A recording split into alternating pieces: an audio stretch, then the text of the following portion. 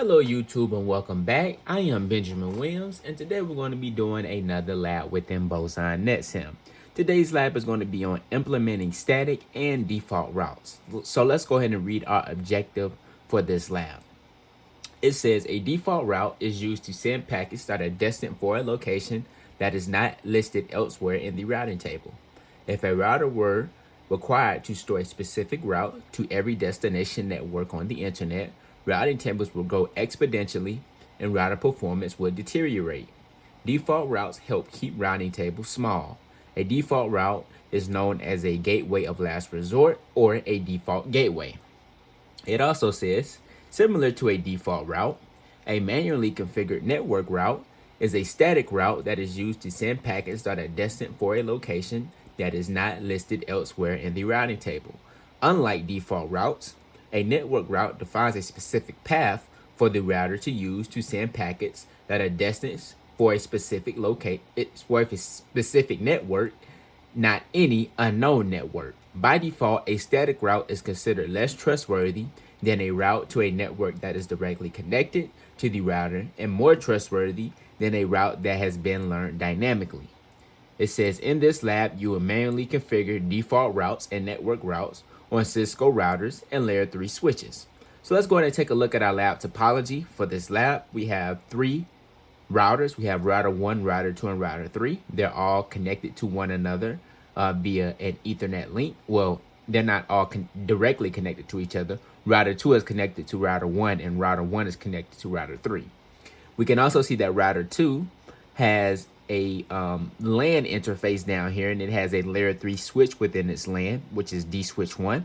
Router 3 also has its LAN interface, and it has a layer 3 switch as well, which is D switch 2. And then we also have layer 2 switches, which is A switch 1 and A switch 2. And we can see that we have some hosts down here in the LAN as well. All right, so let's go ahead and take a look at the commands that we're going to be using for this lab. We have configure terminal, which enters global configuration mode from privilege exec mode. We have enable, which enters privilege exec mode. We have end, which ends and exits configuration mode. We have exit, which exits one level in the menu structure. We have IP default gateway IP address.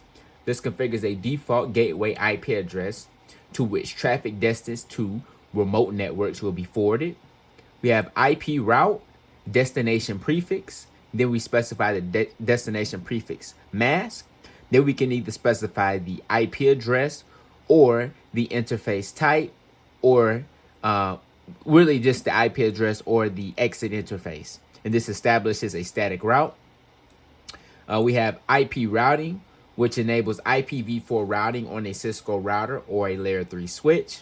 We have ping IP address. This sends an ICMP echo request to the specified address. And we have show IP route, which displays the IPv4 routing table. So we can also see that Boson provides us with an IP address table, which is very useful. So we would definitely be referring back to this table as needed. You can see that it includes the device names, the device's interfaces, the IP address on each device, and also the subnet mask for each of the interfaces and IP addresses. So this is definitely valuable information that we will refer back to as needed. All right, so let's go ahead and hop into this lab. We're going to be doing our lab readings in the top right. We're going to be keeping our lab topology up here in the top left. We're going to be doing all of our configuration down here at the bottom, okay? So let's go ahead and get into task 1 on this lab. It says manually configure default routes on Cisco switches. So it says in this task, you will manually configure and test default routes on Cisco layer 3 and layer 2 switches. So let's go ahead and look at number 1. It says from D switch 1, attempt to ping the IP addresses of 203.0.113.1, 203.0.113.5, and 172.16.1.1. All 3 IP addresses are configured on router 1. Do the ping succeed? So basically from D switch 1 right here, we're trying to ping up to router 1's IP addresses. So let's go to D switch 1 and let's do a ping. Let's do a enable to go into privilege exec mode, and let's do a ping to ping to 203.0.113.1. Okay. And as you can see, these pings are failing. And that is most likely because we have not configured a default route on this switch. We have not configured a network route, and we're not using any dynamic routing protocols. So D-switch 1 does not know how to reach router 1. Let's try to ping to 203.0.113.5. See if this ping will work. That is another address that is on router 1. And we can see that those pings are failing by the dots. And you can also see the success rate. It says 0%. So that was a 0% success rate as well. And lastly, let's try to ping 172.16.1.1. And it looks like these pings are failing as well. So all of the addresses that we attempted to ping on router 1 were unsuccessful. And that is because D-switch 1 does not have a valid route to get to any of the destinations that we included on D-switch 1 to reach router 1. Okay. So number 2, it says on D-switch 1, display the routing table. There's a path to 203.0.113.0 network, the 203.0.113.4 network, or the 172.16.1.0 network exists. And we definitely know that a network doesn't exist because of these pings. They were all unsuccessful. But let's just look at the routing table. Let's do a show IP route. And as you can even see, it says the default gateway is not set. And also we haven't enabled IP routing on this layer 3 switch. And we can tell that because we're not even seeing any directly connected routes within the routing table. All right. So on number 3, it says by default IPv4 routing is disabled on Cisco layer 3 switches. On D-switch 1 and D-switch 2, issue the commands to enable IPv4 routing. So let's do a configure terminal on D-switch 1, and let's do IP routing to enable layer 3 routing on this layer 2. Now it's a layer 3 switch because we just enabled IP routing. Let's do the same thing over here on D-switch 2. Let's do an enable, configure terminal, and let's do an IP routing.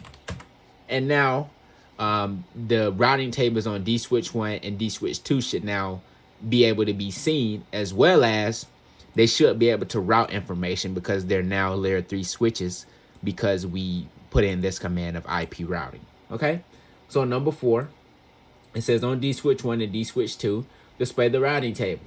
There's a path to 203.0.113.0 network, the 203.0.113.4 network, or the 172.16.1.0 network exists now.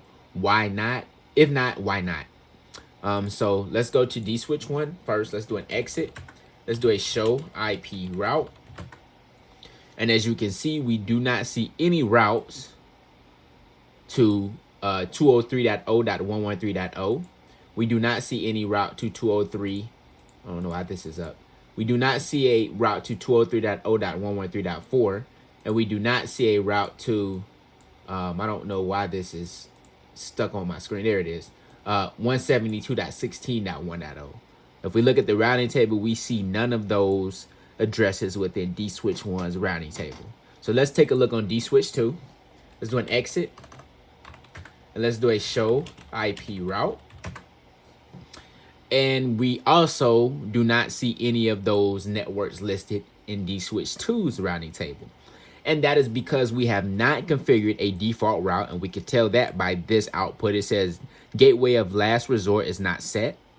It does not have any dynamic routing protocol set because we do not see any of these codes listed within our routing table. And also we do not have any, network addresses either. Network addresses either, because we would see those with a S or a static route if we configured a network address. All right. And it's the same thing over here on D-switch 1. So no gateway of last resort, no static routes configured, or no dynamic routes configured. So that is why we're unable.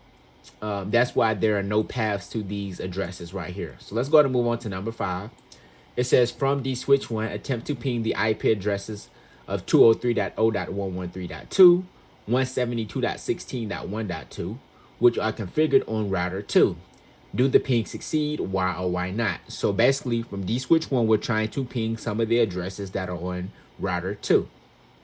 So we're already on D switch 1, and we know that these pings are not going to be successful because we do not have any routes in our routing table to those networks.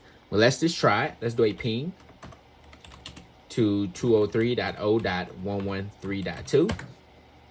And these are going to fail because we do not have a route in our routing table to that network. So you can see we're getting all failed pings here. Oops. So all of those failed.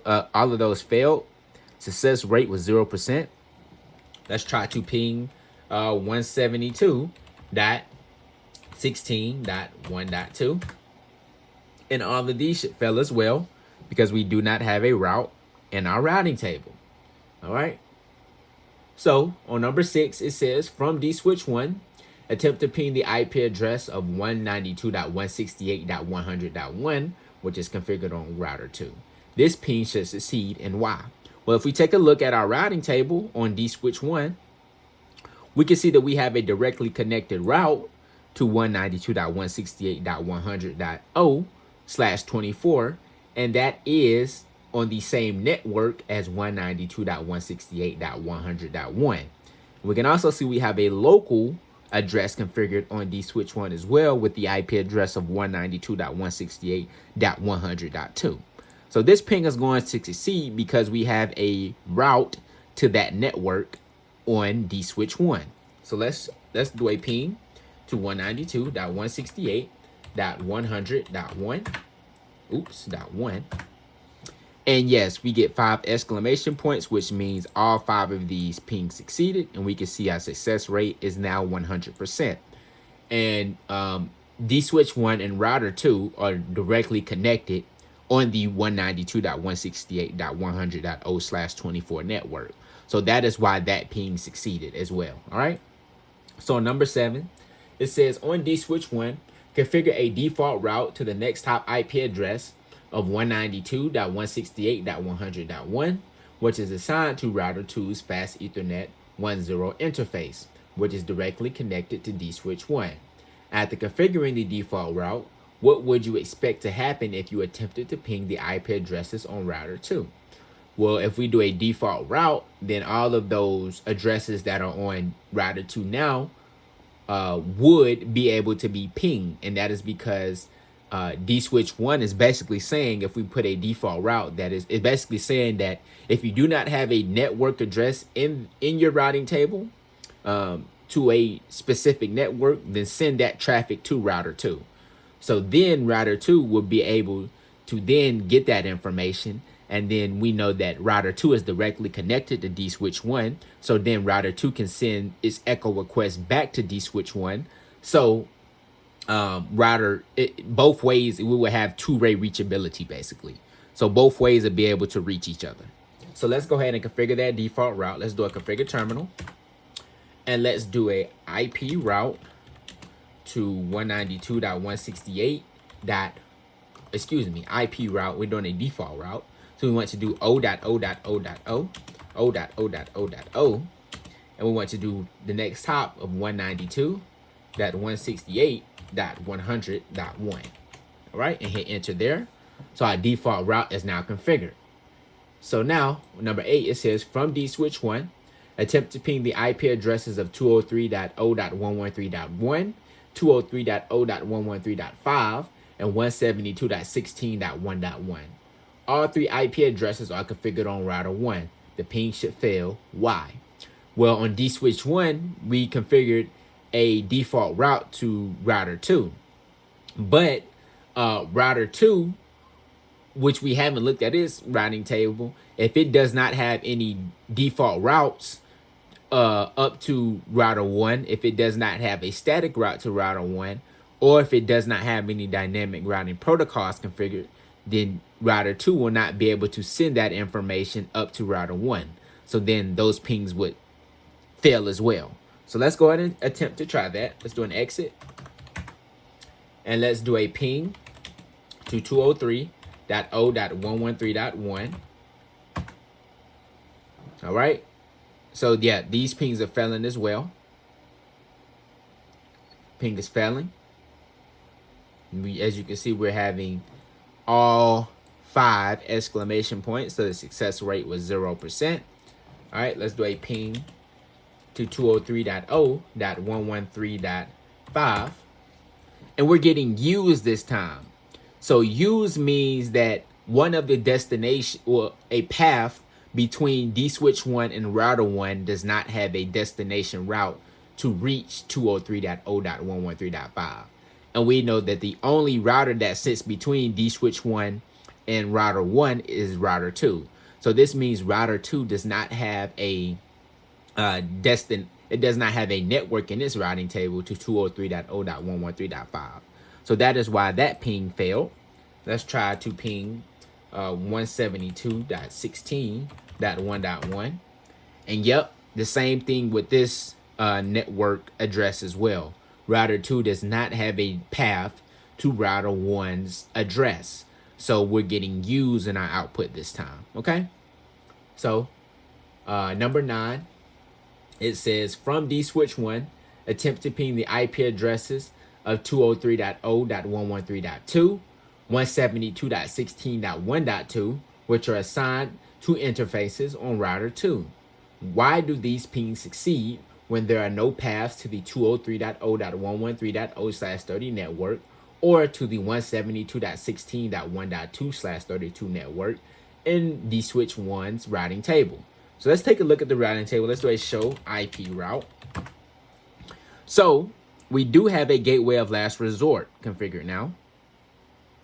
And also it's a directly dswitch1 and router 2 are directly connected on the 192.168.100.0/24 network. So even though we do not have paths to the 203.0.113.2 and 172.16.1.2, we do have a directly connected path between dswitch1 and router 2. So now router 2 can send the information back down to dswitch1, and dswitch1 has a gateway of last resort, which is the next hop of router 2. So we have two-way reachability. So these pings should succeed. So let's do a ping to 203.0.113.113.2. Yep, that ping is successful. Let's do a ping to 172.16.1.2. And that ping is also successful. So that is why those pings succeed. All right, so on number 10, it says on dswitch2, configure a default route through the next top IP address that directly connects dswitch2 to router 3. What devices should you expect to successfully ping from dswitch2 now? So if we configure a default route on dswitch2 to router 3, then we should be able to ping any IP address that is configured on router 3 from dswitch2.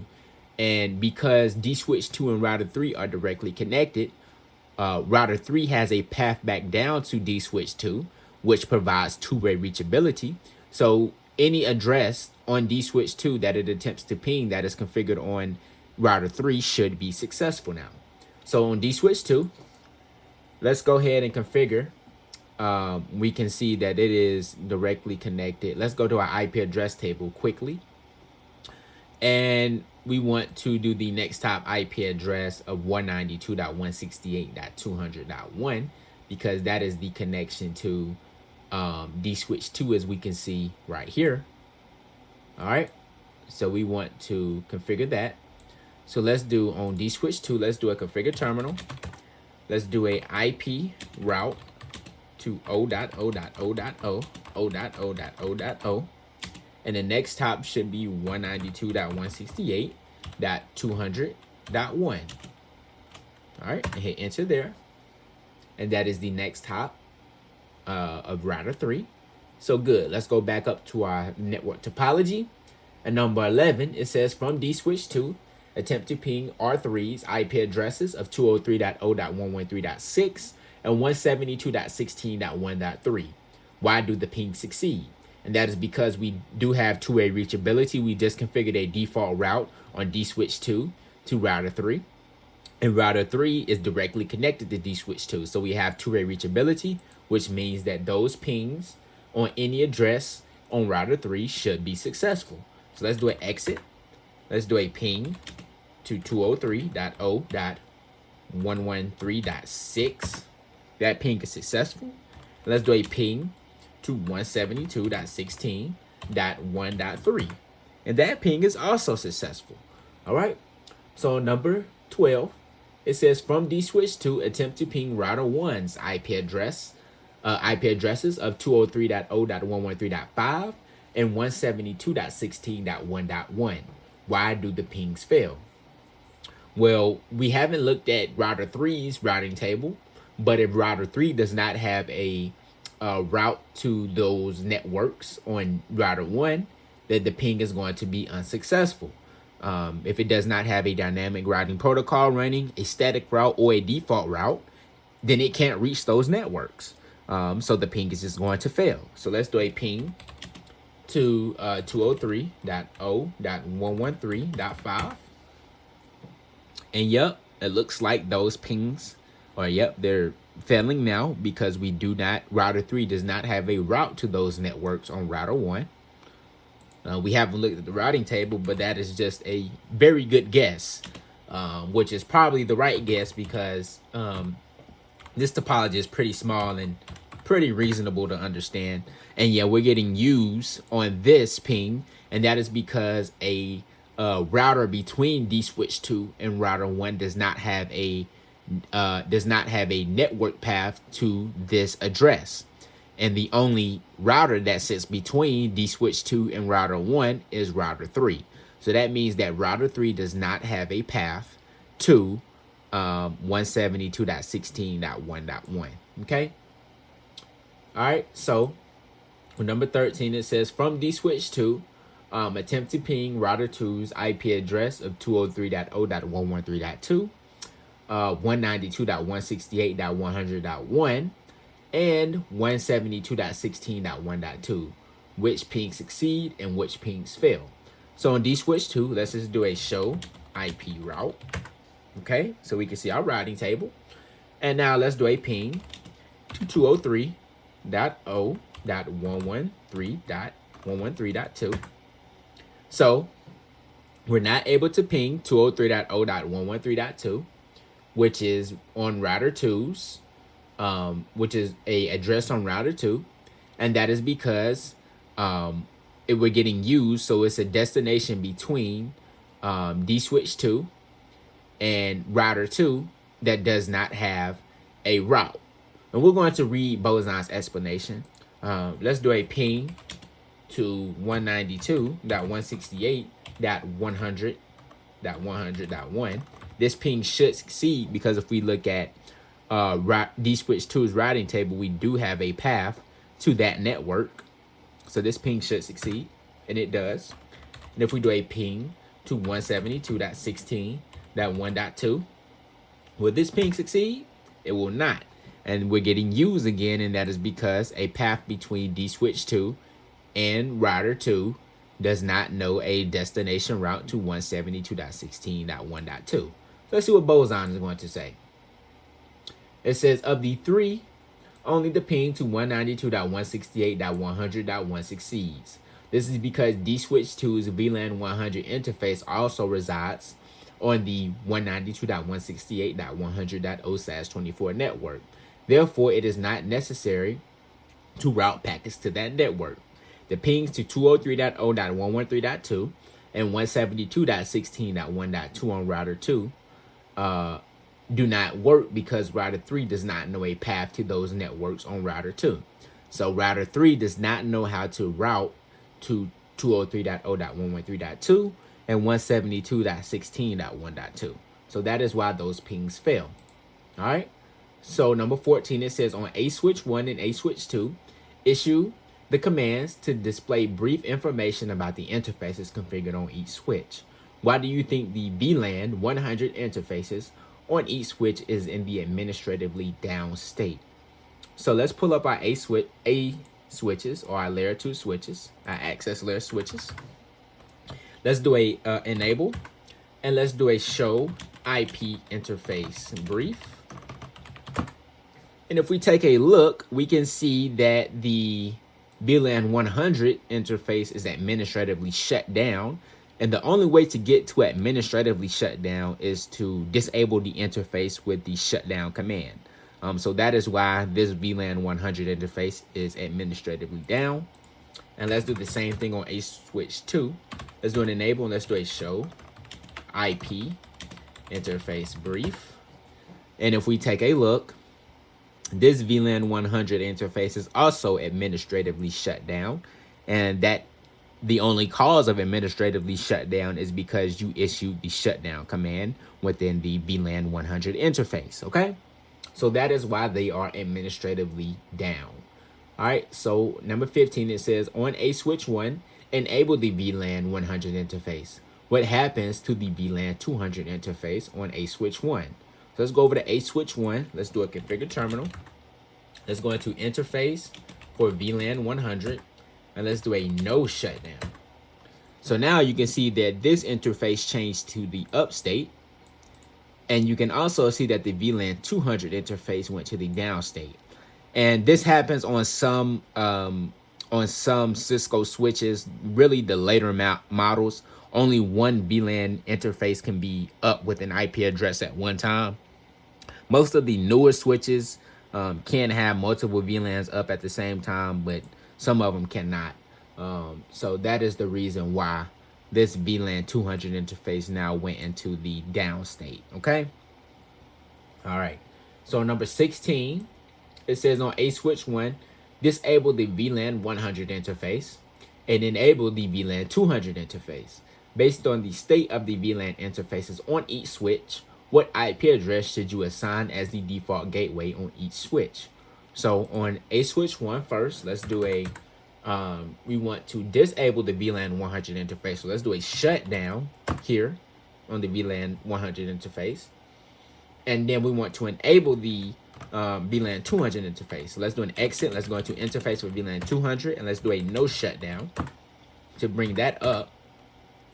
And now it says, based on the state of each VLAN interface on each switch, what IP address should you assign as a default gateway on each switch? Well, if we take a look, let's do a do show IP interface brief so we can see it on A switch 1. We want to do a default gateway of the VLAN 200 network, because that is the network, excuse me, that is the network that is in the up state. The VLAN 100 interface is administratively shut down, so we do not want to use that network.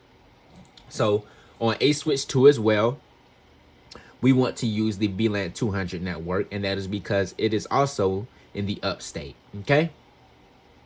So on number 17, it says on A switch 1 and A switch 2, issue the commands to configure each switch with a default gateway of router 3's fast Ethernet 1.0 interface, which is 192.168.200.1. So on A switch 1, let's do an exit, and let's do an IP route to, or IP, this is a layer 2 switch. We want to do a IP default gateway of 192.168.200.1 and enter there. And on A switch 2, we want to do a configure terminal.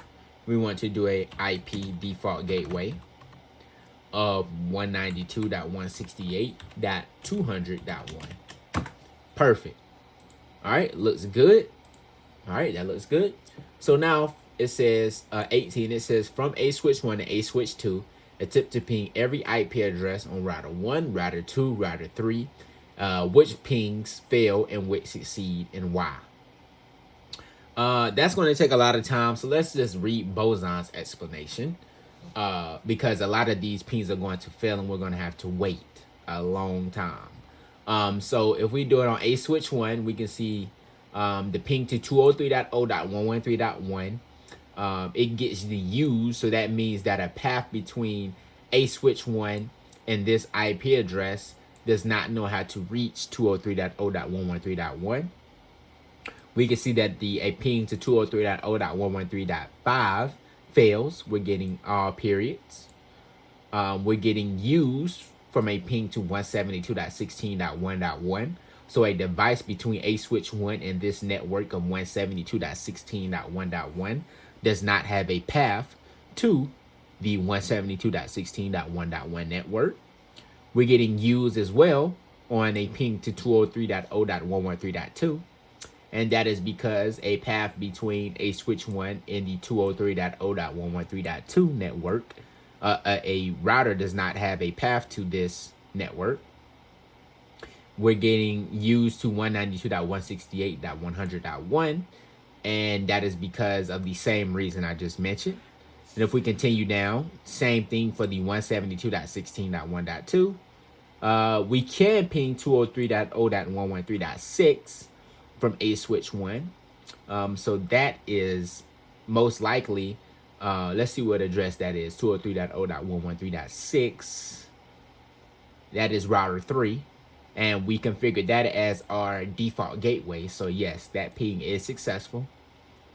Okay, we configured router 3's another interface on router 3, which is the fast Ethernet 10 of 192.168.200.1 as the next hop. So that ping is successful. Another ping to 192.168.200.1 was successful, and I guarantee you that is another address on router 3. If we go down, yes, it is. That is the next hop IP address that we configured. So yep, that ping will be successful. And we can also ping 172.16.1.3. If we take a look, that is another address on router 3. All right, so it says, let's go back to our lab topology. And it says only the pings to IP addresses on router 3 are successful. This is because a switch 1 and a switch 2 both reside on the 192.168.200.0/24 network. In addition, both devices rely on router 3 to forward packets to unknown networks. The ping to router 1's 203.0.113.5 IP address fails because router 1 does not have a path back to 192.168.200.0/24 network.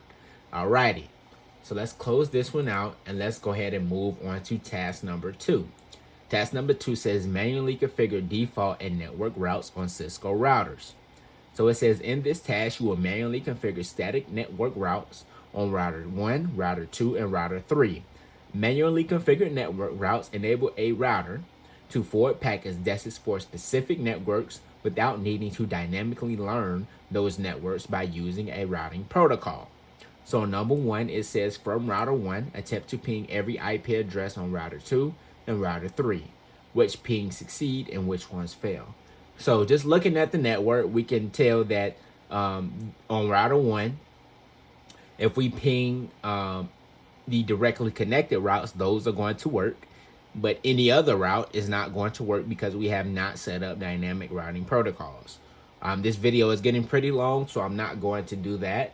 We're just going to move on. It says on router 1, issue the necessary commands to configure a static route to the 192.168.100.0/24 network through router 1's fast Ethernet 00 interface. So on router 1, let's do a enable. Let's do a configure terminal. And let's do an IP route to 192.168.100.0.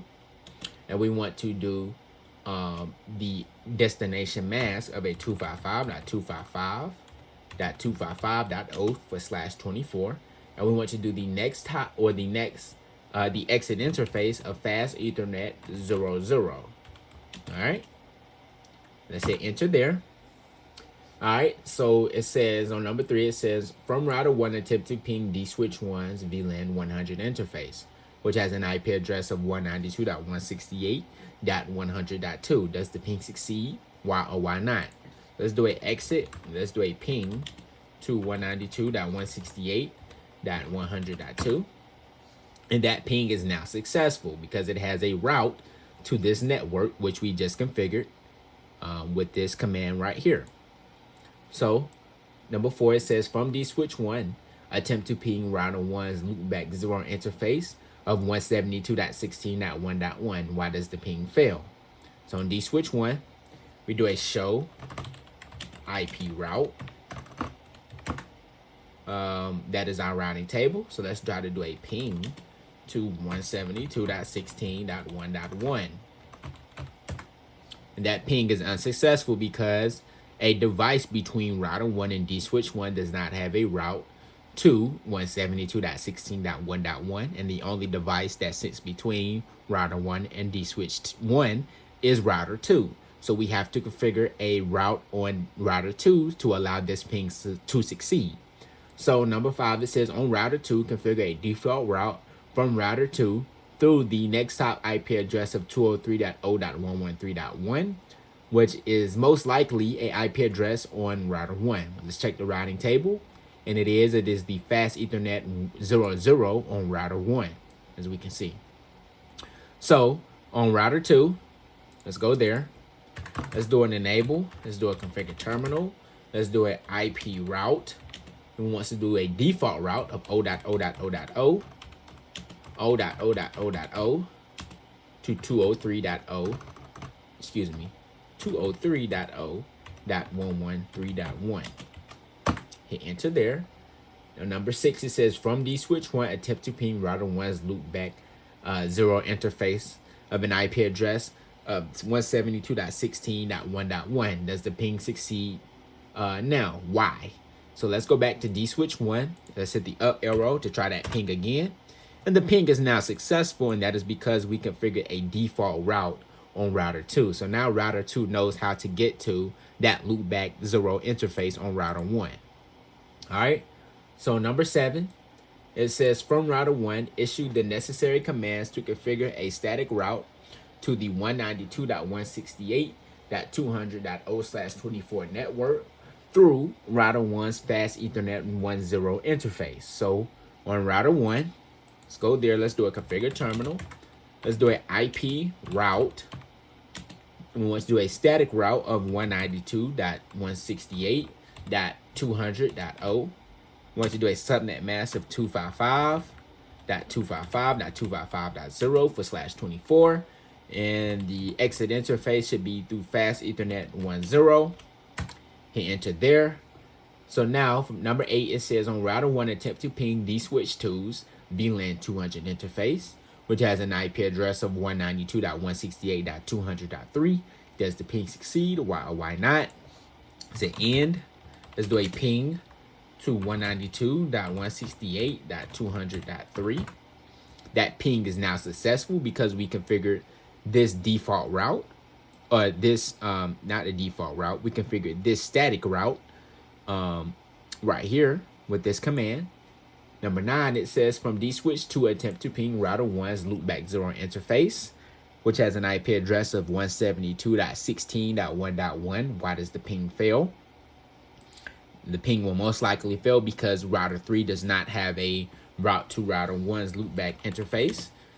We should get U's. Let's try ping 172.16.1.1. And yes, we get those U's because router 3 does not have a route to router 1's loopback 0 interface. So now if we go to number 10, it says on router 3, issue the necessary commands to configure a default route from router 3 through the next top IP address of 203.0.113.5. And I bet you that is an interface on router 1. And it is. We can see that is the fast Ethernet 10 on router 1. So let's go back up and let's go to router 3. And let's do a enable. Let's do a configure terminal. Let's do an IP route. And you want to do a default route. So 0.0.0.0, 0.0.0.0 to 203.0.113.5. Hit enter there. And now it says from D switch to attempt to ping the loopback 0 interface of 172.16.1.1 on router 1. Does the ping succeed now? Why not? So let's hit the up arrow here on D switch 2. And the ping is now successful because we configured the default route on router 3. So that looks to be the end of this lab, a pretty long one. Let's hit grade, and hopefully we did everything correctly. And we did. So I appreciate you guys for watching this one, and I will see you in the next one.